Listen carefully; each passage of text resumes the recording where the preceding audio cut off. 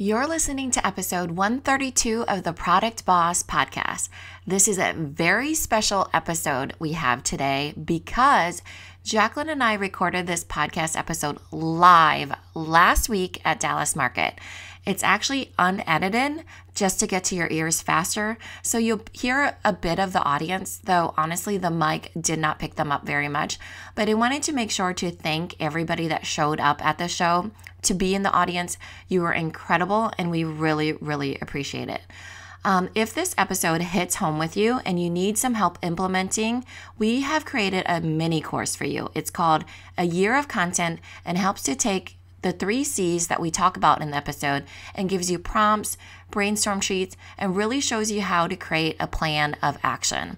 And though you hear all about the 3 C's of content in this episode, I truly believe that it's easier to implement when you have sheets in front of you and you really have it as part of your reference library that you can go back to time and time again. It's like buying the physical version of a book when you have it on audio already, which I do all the time, and it gives you a self-paced way to refer to all of this when you want to and when you're ready to sit down and implement. So that is at www.ayearofcontent.com.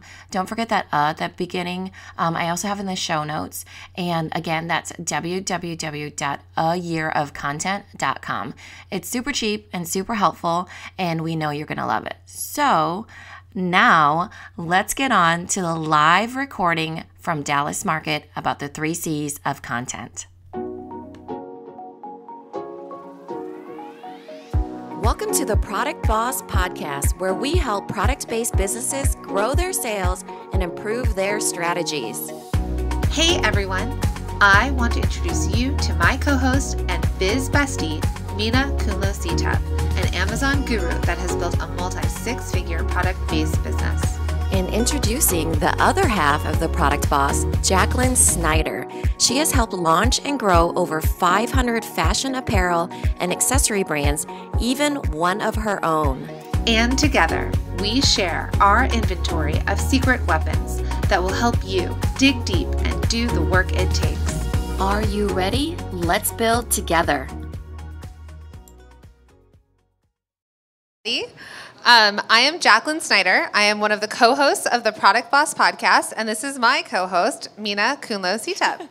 I like to say I am a Valley girl from LA turned Jersey girl because I now live in New Jersey, and Mina lives in Iowa. And we're business partners, and we met online the way that you normally meet your business partners. And so, but when we're together, we get to do amazing things together. And what we wanted to come today for Dallas Market was to teach you all about the 3 C's of content. We believe these are pillars into growing your business, your brand awareness, and we're excited to share it with you. Yeah, welcome everybody. We're so glad you're here, and we're so excited to get started. So we'll kind of treat this as a live podcast episode that we're recording. But feel free to amen, hooray, or anything you guys want to do as we're speaking. So how many of you listen to podcasts? Yay. You guys want to shout out any that you listen to? She listens to the Product Boss. A client is here, one of our listeners, which is awesome. And then how many of you are on Instagram for business? Yay. Good job, friends. Our friends in the back. Hi, ladies. So that's amazing. And Facebook. Are you all still doing Facebook? Good. Okay, so you are in tune. We were downstairs, and there are some people who are scared still of social media, but we fully believe that even if you have a brick and mortar store, that is something that you need to do. So we have a lot of mics on. For content purposes, we're repurposing this as content, and we're going to kick into recording. So you get to sort of see behind the scenes. When Mina and I normally podcast together, we record online since we're in 2 different states. So we meet on Zoom, we see each other, we record to the cloud, and then we send it to our editor who is where? Romania. He's in Romania. So you can virtually create a business and a profitable business anywhere in the world. We all have our computers, and we're excited to do this in person. Right. Really quick, though, speaking of brick and mortar, I want to see how many people own a brick and mortar. Okay. E-commerce? How else do we sell? Otherwise? Instagram only? There are some brands that are Instagram only. No one? Right. Okay. Okay, cool. All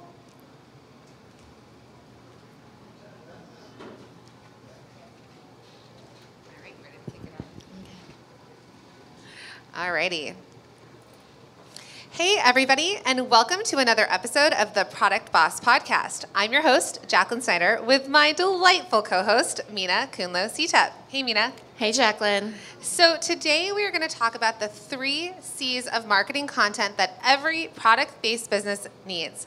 But something exciting about this podcast episode is that we are recording it live at Dallas Market. And so we are also going to be tailoring this episode a little bit to how to do the 3 C's for businesses that sell products, so physical stores, whether you're a physical brick and mortar or on e-commerce. Right. We're so excited to be here live. If you hear the occasional woohoo or amen, that's part of the audience. They are fantastic, and they will be engaging and participating, so you'll hear them here and there. There are also some drinks being served locally, so if you hear a lot of chit-chat, that's because we're recording this in front of a bar. So we will be posting video on social media for you guys to see the behind the scenes of when we recorded this podcast, and we are super excited to do this live together. Yes. So today we're talking about the 3 C's, the pillars of content that every business needs in their business. And we like to first start this off by talking about the know, like, trust factor. Right. Know, like, and trust is a fundamental marketing theory, right? You need to know somebody, that's the brand awareness. You need to like them, and then when you trust them, then you will buy from them. That's on the consumer side, right? Somebody will not buy from you unless they know, like, and trust you. As part of that customer journey you're trying to get them through. And the people that raise their hand for brick and mortar, you guys have the most powerful advantage. The quickest know, like, and trust is in person. Next is video, right? And then we have online, but that kind of circles everything. So we'll get more into that. And if you think about know, like, trust, if we just think about our personal social media sites or going to dinner with a friend and she all of a sudden says to you, oh, like, you smell her perfume. And you say, what is that? Oh, it's Chloe. I love that perfume. You are now a person that she knows, likes, and trusts. And then she's sharing with you a product that she really likes. And you can take that experience, that in-person experience, and take it online. For example, Mina has her famous ice roller story. Right. I like to give this story because, I mean, it wasn't even a good friend of mine. It was an acquaintance of mine that was rolling. If you guys have, raise your hand if you've ever heard of the ice roller. It's a bestseller on Amazon. Basically, women mostly use it. They put it in the freezer and they roll their faces with it in the morning to depuff their faces. And I saw one of my high school classmates randomly on Facebook or that posted to Instagram using one of those, and I thought, I need to have that. And that is social proof and work there. It is something that's happened. That's one of the changes for the retail space is this social currency is what we like to call it, that now that you have access to this opinion and that you never had access to before, and it's just in her use of a product, right? And so you really want to make sure that you're tapping into that because that just gives you so many advantages. Okay, so we're going to dive into content. So first, when we're talking about content, content is that way that you are connecting with your customers. So a lot of times there's that saying, if you build it, they will come. I have been launching brands for over a decade, and if you build it, they don't come. You put up a website, it's like you're a star in the universe. You need to bring them to you. You need to invite them to you. And so if you build it, they will come for the content. And especially now in this digital age, we need to be bringing people in. And how are ways in which you can do that? Well, there's blogging. Some of you are like, oh, I'm not a blogger. I'm not a blogger, but I've seen a huge uptick in my website for having a blog that's for SEO purposes only. And then you can also bring people in or invite them by creating content on social media. So stories, Instagram, IGTV. We are recording this live podcast right now with videographers to repurpose this content in multiple ways to share with our audience and our listeners. How else? Email. Email is a huge one. All of you guys should be growing your email list. When you're emailing somebody, that's you giving them content, right? Think of it as your invitation to bring them in. People will not come for the content unless you invite them. You give them a reason to come in. I mean, this is just, they get inundated with so many invitations, right? So much clutter of the online world and offline world that you really need to be consistently showing up in front of them so they will want to come to where you are. So if you have a brick and mortar, do you guys stand outside and say, bye, bye, bye, bye for bye me? Now, bye now, bye now. No. So in email, you can and you will send those emails that are like 20% off. Black Friday sale, discount, buy, here's a special, here's a featured item. But we have to create that relationship with them. And that's what content, and that's the world we're going into. We spoke on the Stylized panel this morning, and a big part of it was creating the experience of 5 senses. And then on the panel, they brought, sense number 6 was your gut, your intuition. Your gut intuition. And then number 7 was social media. So right. How are you connecting the same experience that people are experiencing in person or could experience by picking up a candle, looking at the packaging, smelling the scent, and then taking that online? Can you do it in email? Can you do it on social media? Can you post it on YouTube? Can you write a blog about your top 3 favorite candles and why you use it, how you use it, and how it helps you relax after a stressful day? And I know that sounds all very overwhelming, but you do not have to be everywhere. You just need to be where your customers are. So just think of this as content where instead of saying buy now, buy now, buy now, what you do in between those sales of buy now is more important than when you're saying buy now. It's because those people are getting to know you, like you, and trust you. So when you do say buy now, you can, you've earned that sale from them. It's a value-based earned sale. Absolutely. So we're going to jump into the 3 C's. So C, number 1. Yes, and I just want to preface this with, this is the number 1 question we get from people. What do I say in front of my customers? What do I email my customers? What do I create videos for my customers? Right. How do I talk to my customers other than buy now or here's the sale? Right. So these 3 C's will really help you think about that. So the first C is calendar content. You should always be doing calendar content, and this is by far the easiest way of retailers or buyers or even brands to think about this. This is event-based, and it's usually around holiday sale, promotion, Game of Thrones, winter is coming, football season, back to school. It's things that you can look at on calendar and you think, that's what my customer is thinking right now. I need to tap into that because I'm bringing the know. I'm bringing the brand awareness because my consumers are thinking about that right now. And honestly, this is where most of our clients stop. They stop at only calendar content, and you really just cannot stop there. Right. So imagine Valentine's Day already in the stores. It was in the stores pre-New Year's. That's something that we're all very familiar with. Hey, what to buy your wife for Valentine's Day, or we're doing a Valentine's Day special, get it early. Mother's Day is another huge time for product-based businesses or for stores, right? Those giftable times. So when you're doing calendar content, that's something we're not going to spend a ton of time here because a lot of you are probably speaking to your customers about that. But remember, you want to remind them of things. You want to give them gift guides. You want to think of things that might be useful to them based on the calendar that they're shopping for. Sure, there's Black Friday. Well, what else can you offer them? Small Business Saturday. How do you get them in? It's calendar based. So right. The goal, but it must matter to them, right? Like she said, their calendar. What's on their calendar? It has to match up with your calendar. Right. So you're not going to sell. Well, anyways, okay. So the goal of calendar content is to generate sales or traffic, which we're probably all doing, and to pick up visibility or brand awareness at the time that your customers are buying. This is the most simple way to do this. So what is an action task that they can take for calendar content? Start with your calendar, right? We're talking about the calendar. Whip out your calendar. See, okay, what are my customers thinking about? Get into the mind of your customers. So do they care about Valentine's Day? If you're selling beard oil, maybe their girlfriends care about Valentine's Day. But are the guys buying themselves beard oil for Valentine's Day? Not necessarily. So who are you marketing to? Pan out a little bit too. Valentine's Day is just not about love. It's about kindness. It's about friendship. Galentine's. Right? Galentine's. So really think about how it can relate to your brand. So just start with a calendar. Start circling some items of things that would relate, and then you know that those are on your calendar. And step number 2, which is a huge action task, is to schedule it in. So simple. You need to do it. Schedule it into your calendar and make sure that you know that that's coming up, so you know to show up for your business because you put it into your calendar. So probably the easiest way to implement this right now is however you're already communicating with your customers, keep at it. but know about those dates. So you're not we did something called Rock Your Holiday Promotions Challenge last year in September, where we helped our listeners and our clients plan for Black Friday in September.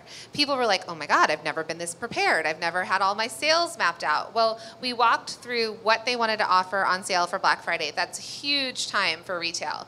We walked through what the sales looked like, what products they were putting on sale, what bundles they were selling, and when they were going to actually release that, and we did that in September. So if you guys were at the beginning of the year recording this in 2020, if you can get ahead of your calendar a bit, so let's go 1/4 to 2 quarters ahead of time. Put in the big dates that we know that we market to our customers, and put in some others. Like if your customer cares about National Cheese Lovers Day, go ahead and drop that in as a calendar content item. The ladies in the back over here, they have things saying vote, right? This is a big year for voting. This is something that they can bring into their business. So think about what's relevant calendar-wise to your customers and how you're going to promote that. Right. You as a business owner, it's your responsibility to have the foresight of your customers and of your business. So put it into the calendar and work backwards. Okay, so content C, number 2, is conversational content. Okay, so conversational content is content that builds quick and easy engagement with your customers. It builds that rapport. So the easiest way to accomplish this is on Instagram. Instagram has built these tools into the app, especially into stories, where it lets you do polls or vote, right? So you're at market right now, whether you're a buyer or you are selling, you're at market. You may be on Instagram and post, I don't know, the 2 shirts in the back and be like, do you guys like the peace signs on the eyes, or do you like the vote with a curse word? This is a clean podcast, so we can't curse on it, so I can't quote it. But you might ask them right here, real time, this or that, red or blue, pine scent or cinnamon scent. That's the easiest way. For all they have to do with their finger is press pine or cinnamon. And you can do that in a lot of other ways too, right? You know, you've seen those in coffee shops where they'll ask you questions at the tip jar and you put your tip to answer, like Friends or Seinfeld. You can do that virtually and you can do that in person. Right. How many have heard that you need 7 touch points before your customer buys from you? I would tell you now online that's way more. Like 7 million. So conversational content is really about the easy engagement, the touch points that make it really easy for them to get used to liking you, honestly. You're building that rapport, so we're at the know and now the like, right? They are getting to know you as a brand, but you're doing it. The number one thing that we always say is that it is a dialogue, not a monologue. How many of you guys have walked around and been like, hey, so tell me about your brand? Well, 7 years ago. Or or a fire hose to the face, like, oh my God, right. So much information. So that is what's called a monologue, right? Nobody wants to stand around for 7 years ago, your whole life story. You need to be quick and make it a dialogue, the easy engagements. So you can really make it a touch point that's genuine to your brand, but also relatable to your customer. So here's a really easy way. Hey, have you heard about X? Yes or no? Those are their answers. Have you heard about it? And then they step in and they're engaging with you. And then the next question or the statement might be like, our customers love this one, like this product. You can do this in brick and mortars, right? Like they're walking in, they're perusing. I know a lot of times you get asked, are you shopping for somebody? For me, that's like the easiest. I'm like, no, I'm cool. Unless I really am shopping for somebody and I need help to find a product for them. But it might be like, have you heard about this new face cream that we just got in? This is fantastic. But don't be too pushy, you know? Like then you go to the counters at Macy's and they're just like spraying you. You're walking and they're spraying your face. And you're like, no, that's not what I need. So that's one thing is the polling, whether it's in person or the simple touch. If they can press cinnamon or pine, you're going to then eventually train them to press that little shopping bag icon that you can do on Instagram that will take them to your site because they're used to engaging and pressing their screen. So another way that you can do this are short videos, funny stories, quick conversations. It does not have to be always about your product, always about your store. Again, thinking about you as buyers walking the show, it might be like, oh my God, I need a coffee, my feet hurt so bad. And you might take a picture of, your shoes off. And you might be like, who else hates heels but has to wear them to feel empowered? I don't know. Questions like that that are funny and that they matter. We're going to go back to that it matters to your customer. If your customer, again, let's go back to beard oil. If your customer's like the hipster beard oil guy and he lives in Brooklyn and he doesn't have kids because he's like kind of post-college and traveling the world, don't post pictures of your kids if they don't care about your kids. But if he doesn't care about your kids. he does, but if it's a woman or family based or other women that are, you're a boutique owner and you do have a family, and if they shop at your store, they are supporting you, your family, your livelihood, your employees. Post that. They want to see your employees. They want to engage. They want to see behind the scenes. We always bring up the Kardashians. Like, we hate that we bring up the Kardashians, but they're that the voyeuristic behind the scenes. The reason they are who they are is because we've watched them. That's why they are who they are. And you have to remember the word that we use is rapport. Does rapport happen immediately? No, it does not. It happens over a lot of touch points. 7 million was what we said, right? So just remember, it's easy engagements. They're getting used to you. It might not be their first trip to your store, but you're getting to know them in a very genuine way that's authentic to you, but also matters to them. And that's what rapport is all about. So a lot of you here have said that you're on Instagram, which is yay.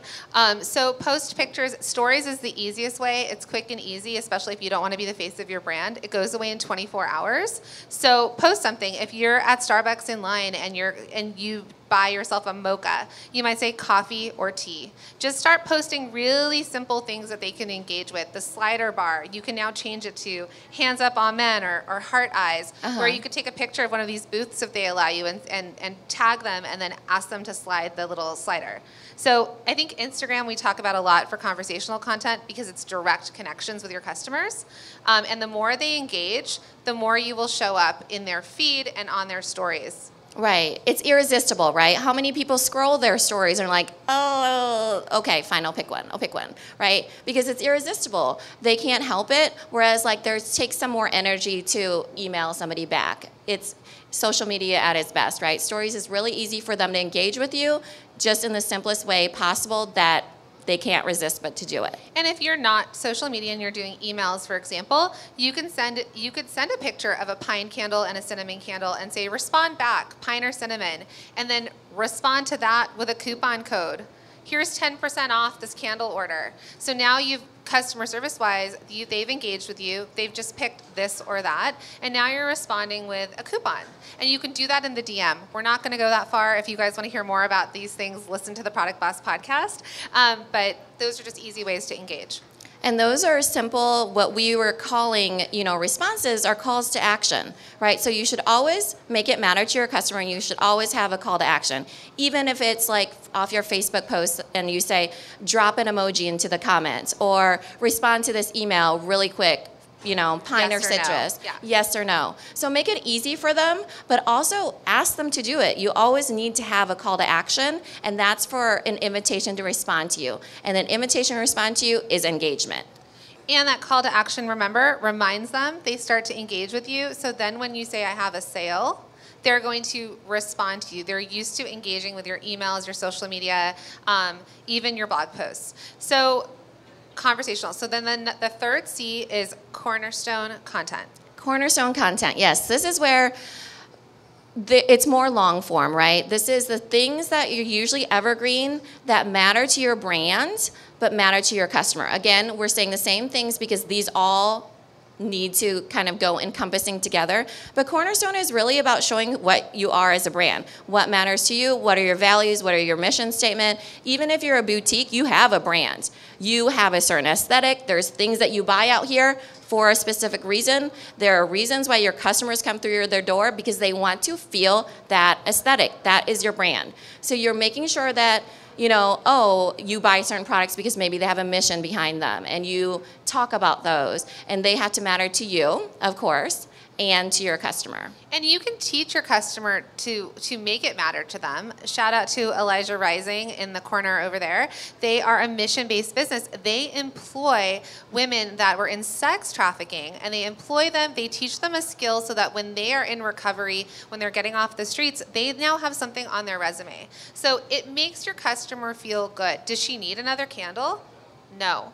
But if she loves the scent and there's a mission and she's giving back and she's employing women, it matters. But the thing is that you have to share this with your customers, right? They need to know that this exists in your store. And that's when you can introduce this information through an email. This is when you can do product features on social media based on the products that are sitting in your store. You could do little like feature Fridays on a corner of your store and share something from there. So Cornerstone ultimately is stuff that can live for a long time, and it reinforces the brand. And it's the stuff that a lot of us forget to talk about. Unless they walk into your store, they may not know that you carry a certain soap line, or that you have a mission-based company, or, hey guys, we're so excited we just got this new shipment in.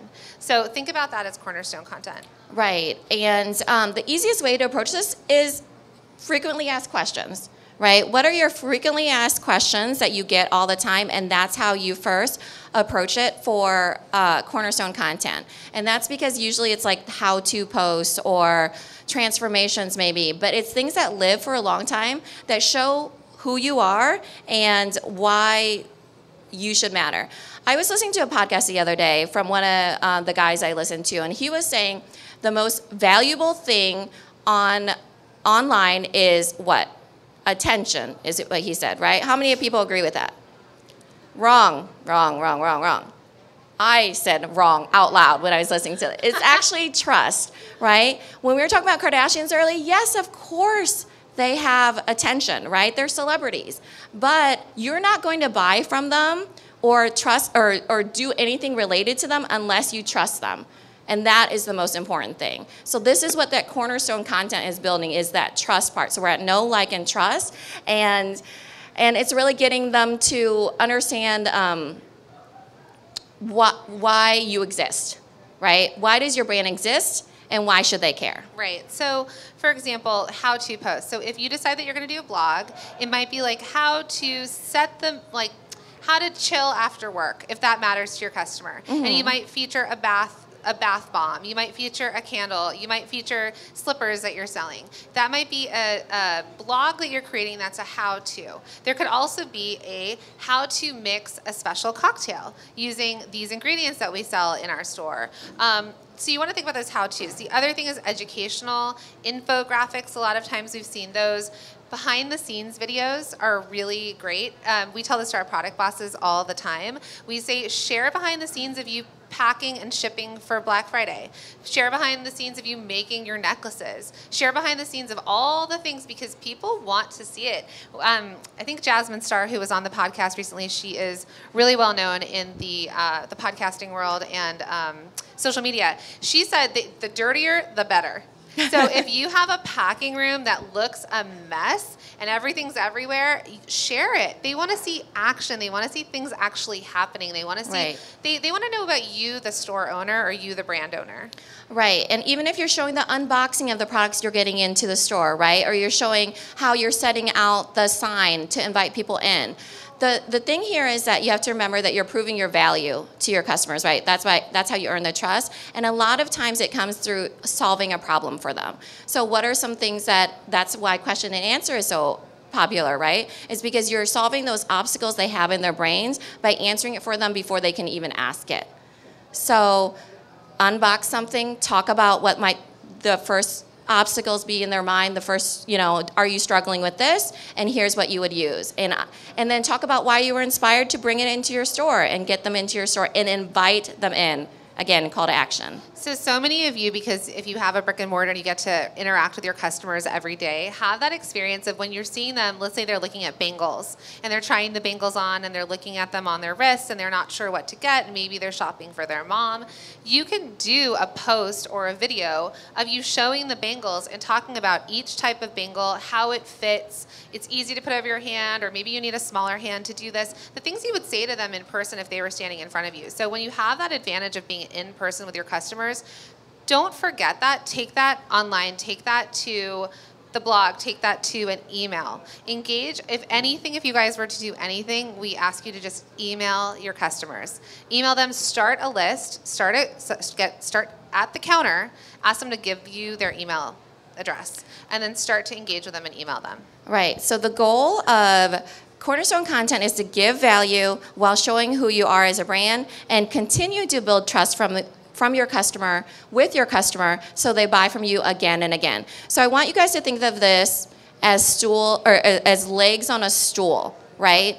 before when we said that most people just stop at calendar content, you're only sitting on a one-legged stool at that point.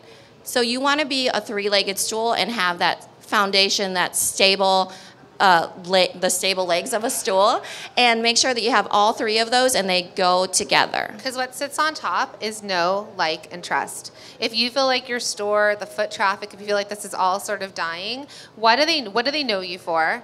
Do they like you, and do they trust you? And what can you bring to them that's going to pull them in and attract them to you? And a lot of times that's content. Content's the reason they're going to show up. Maybe you have an espresso machine in your store. The same reason we all like Target, right? Starbucks, and you walk Target. And so that, how can you recreate these experiences? Look at these bigger companies, look at these bigger box stores that have bigger budgets and see how you can create these experiences for them, but you have to invite them in. So other ways are that you have little events in your store. You could have teachings, and the content too is like, let's say you have a home store, you may invite a local florist over, ask to collaborate with them, ask them to promote it to their followers, their list, as well as yours. Because when we talk about does it matter to your customer, well, if she's shopping at this beautiful home store and she's trying to attain that like Instagrammable house, maybe she also wants to know how to create a beautiful floral bouquet.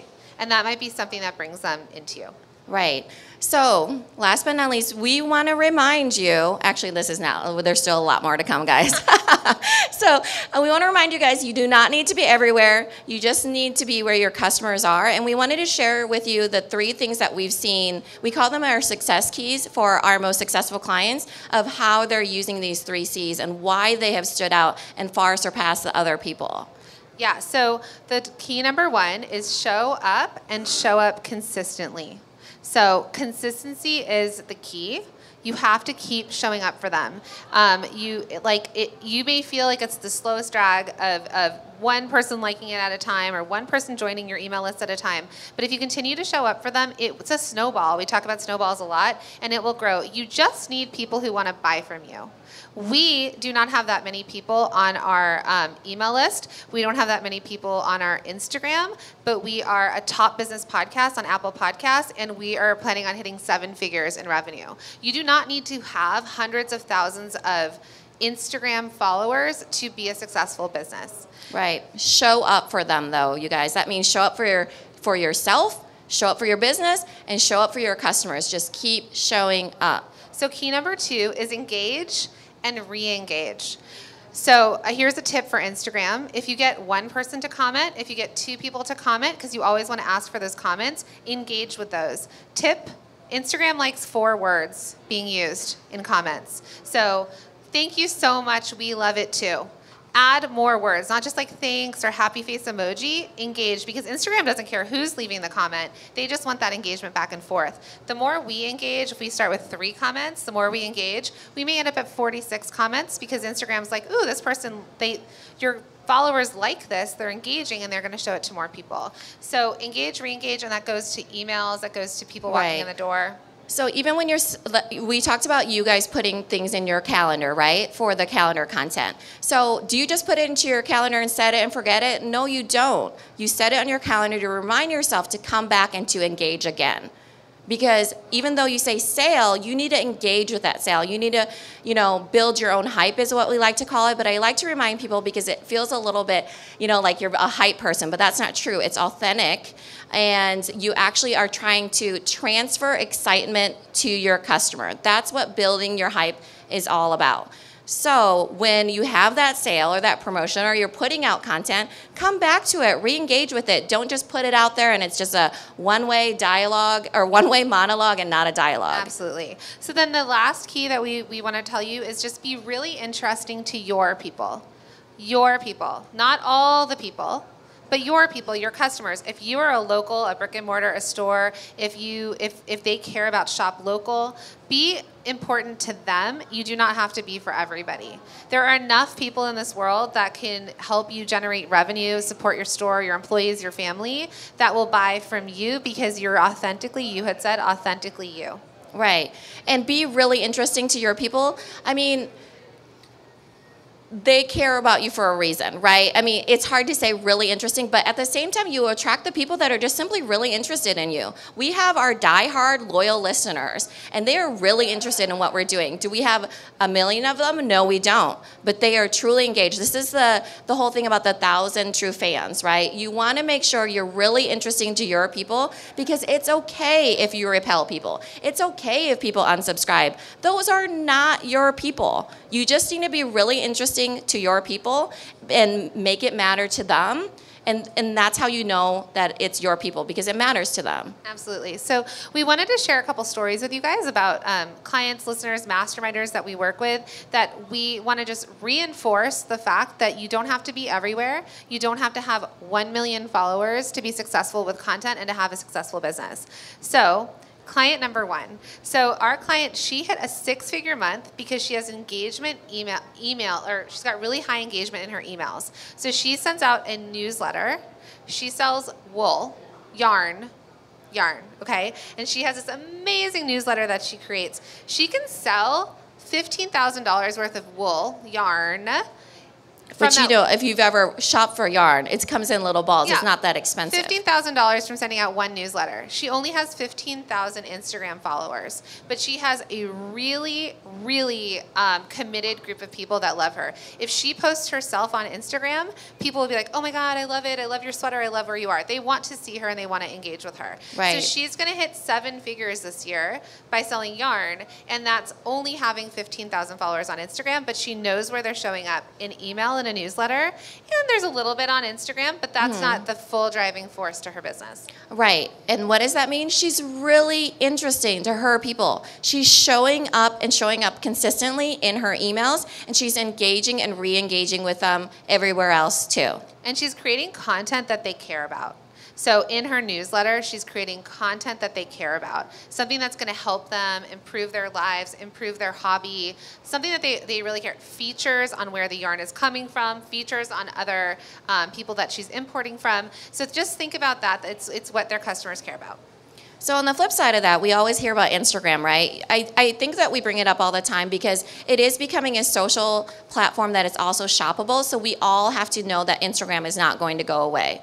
Okay, so this client actually shows up every day on Instagram. She has a huge Instagram following. When I say huge, I only mean 30,000, right? When you guys thought huge, you probably thought I was going to say 100,000, 200,000. She only has 30,000 people. She's going to hit 2.1 million this year, or she did last hit year, it. We're 2019. in the new year. Yeah. And she was only selling through Instagram and pop-ups. So she would go and visit boutiques and do pop-ups. She's done so well that she's actually building out and opening her own brick and mortar store. So when we get afraid of brick and mortar going away, eventually it becomes a destination. We are in Texas. We thought about driving to Waco. Yes. Have you guys heard of Waco Magnolia? So everybody knows about it. It has put Waco on the map for something else, right? So Waco is like, you get to go experience their experience. They've created this experience. They've got restaurants. They've got a bakery. They've got product you can buy. They have this environment you can be in. So it doesn't mean that you have to be store and then go big online. You can go big in another way and then eventually realize that people want to show up for you, and they will find you out. Like Glitterville is a brand we saw here. Glitterville's in Nashville. Yep. And people go to Glitterville. They go to Nashville. They're like, "Oh, I have to go to Glitterville." They know where they want to go when they are visiting the world. Right. So again, she shows up on Instagram, 30,000 followers. She shows up and she shows up consistently. She engages and she re-engages, and she's really interesting to, say it with me, her customers. Your people. Oops, I got it wrong. No. So, and then what is she doing when you're like, well, what is she posting all the time? Well, she's constantly posting those questions and answers, right? How does it fit? How do I choose it? What does it look like? She's constantly What does it look like in this light? What does it look like in that light? I mean, how do you pick the size that you're looking for? Always. And then she shows making it, and now she's showing behind the scenes of building out her store. And then a little bit of her family. She's got a young family, a beautiful home, but really it's those questions of like over and over and over and over, pretty much daily. Right. And people still watch it. She's growing her audience. People aren't like, I'm not going to watch it because she shows it in different ways. That's not to say it's only just her product. She definitely does those ones, conversational, like coffee and tea. She still is a person behind her brand, right? They know who she is. They know her personality. Just because she doesn't show her family doesn't mean that she doesn't engage and show what it's like to be her, right? She is her own brand in this sense. And they are fiercely loyal and will protect her. Yes. Okay, so third client we want to share with you is that she has a $250,000 business, and she's grown this business year over year by showing up weekly on Facebook. So she buys product. So she's a store. She's a boutique owner, but a virtual boutique owner. She buys it and she shows up weekly. She has a weekly show on Wednesdays to a private Facebook community. So she sells one-off items. So she's basically buying vintage items, and she sells one-off. And these people will show up every Wednesday and they'll see what's new. And they actually have to. It's like a bidding war. Mm-hmm. Okay, guys, I have this one beautiful ring. Who likes it? Who likes it? First person to say, I want it, they get it. And then they're already registered with her, and then they purchase it. So she has a live QVC HSN style show on Facebook. In her Facebook group. It's a private Facebook group. Right. And so how do they get to join? Well, you ask them for their email address. Hey, you'd like to join my private Facebook group to get first bids on this beautiful stuff that I'm selling? Leave me your Facebook or give me your email address. We're going to add you to our list. And now she's captured something from them, and they know, like, trust her, and they feel this special scarcity that they get first bid to it. Right. So saying that again, she's in exchange for their email, she's giving them early access and to scarcity. Basically, they're feeling that scarcity. Early access and scarcity, right? Those are two things that make people buy, and they feel special too, right? They get to see what she's providing at an earlier date because what she's finding is one of a kind, right? She's going out there finding vintage pieces. Absolutely. So the 3 C's of content, just to recap that, it's calendar, conversational, and cornerstone. And I think I'm going to open it up to a couple questions. We will probably end up editing this out for sound purposes off the podcast, so you probably won't hear your question. But we'd love to open it up since this is a live event and see if anybody has any questions. Don't be shy. Coming up. Here, I'll come over here to you. We're going to do mics. So yeah, let's do this. There's 2 of us after all. Don't walk I can't in front go of the past speaker. that speaker, so you're going to have to come to me. Great job, ladies. So I have a question. We're here with Warfighter Hemp. We're in 2422, and we have a cannabis company, and it's very difficult for us to advertise online. It's very difficult for us to get past the stigma of people who aren't educated about cannabis and the benefits of it. So how can we get around that situation? Such a good question. Really good question. CBD is growing, and we actually have clients that are CBD-based businesses, and we've heard all about the struggles with bank accounts and advertising and Facebook, right? So there are some CBD companies on Instagram. So I'm not sure if you follow them, but you should. And they are constantly talking about the benefits. So you can be on Instagram, right? Yeah. So Instagram's the way, and people who are doing CBD and dosing are probably on that. So I would tell you talk often. So if we're talking about cornerstone content, how do you dose? People don't, that's a big question. When they're taking the little droppers, how do you take it? You hold it under your tongue. Obviously, you know that I probably do CBD because I am talking about it, but I was educated on this through Instagram. So I follow someone that I watch. She's always in her stories, and she's saying, how do you pick between the bottles? People will ask, what dosing? This is what I recommend on how you start. She'll show her packaging. Images, my friends, are so important. So the same way that if you show up, you guys are buying stuff that looks beautiful to be in your store, the images are really important too. So you want to have really beautiful images. So images of your packaging, images of it in use, you showing it in use and explaining it, and newsletter. So have a way for an opt-in perhaps. So on your Instagram, as you're trying to get people to follow you, say if you, that exchange, send me your email address in the DM even. If they respond to something, you can DM them and be like, I'd love to send you a 10% coupon for your first order. Shoot me over your email address. So you want to engage with them. Right, and you want to show that you're the expert. Like you said, you want to educate them, right? But you want to do it in a way that you're already answering the questions that come to their mind, like what Jacqueline's saying about dosing, right? That is a frequently asked question, I'm guessing, right? And you show it already being done. You demonstrate it. This is the thing about photos. If you guys ever have great photos, the most important ones are the ones in use. We call them lifestyle ones sometimes, but people cannot, it's like when they walk into a house that's not staged, right? They can't visualize how that will happen. You need to show it for them. You need to say, okay, when you twist off the cap, you squeeze out the thing, and you educate them, you show them, and you literally show them in action. The same with photos. If you have photos happening, you need to show how they can use it in their own life because they cannot make the leap there themselves. They can, but it won't be as easy as selling a staged home versus an empty home. And also, for example, recipes or how to make your own marshmallows or how to dose it into your coffee. You might show a cute picture of it in your coffee. And benefits. A lot of times benefits. If you're selling jewelry, for example, maybe there's not benefits, but the benefits are to her and how she feels about it, right? Or candles, how does it make your home smell? Or how does it make the person you're gifting this to feel? So who else has a question? Should I call out Carol and ask you to ask us a question? No? You're good. Okay. Right there. Come on up and we'll give you a mic. Yeah. I need to meet you back. Let's do it right here. We'll do it in front. Okay. I can't move past these speakers. Otherwise, he tackles me over there. Okay, so I was primarily on Instagram, selling straight through Instagram. And I kind of want to transition more into other social media. What would you suggest and where would you look? I mean, I know there's Facebook, but I think for my product, maybe Facebook might not be the best. I do earrings, and then we give a portion of our proceeds back to animal rescue. Okay. So we want to make sure it's really hard. You have to have really detailed pictures, and then they have to be styled, and then you want to have pictures with the animals. And but since 90% of it is on Instagram, I want to kind of just branch out.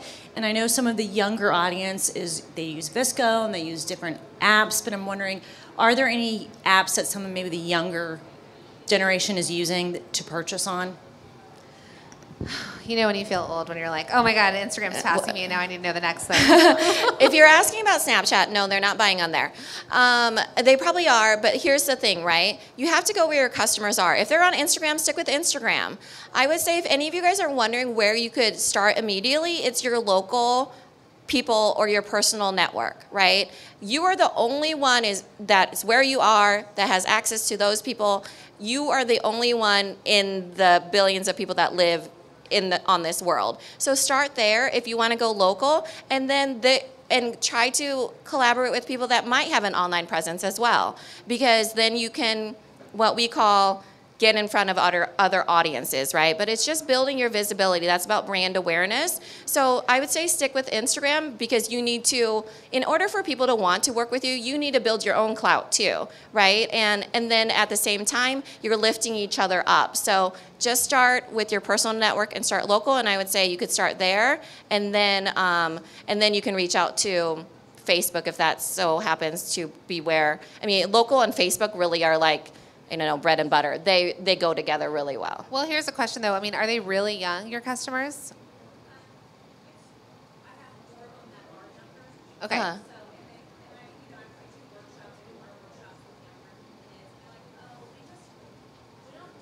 Right.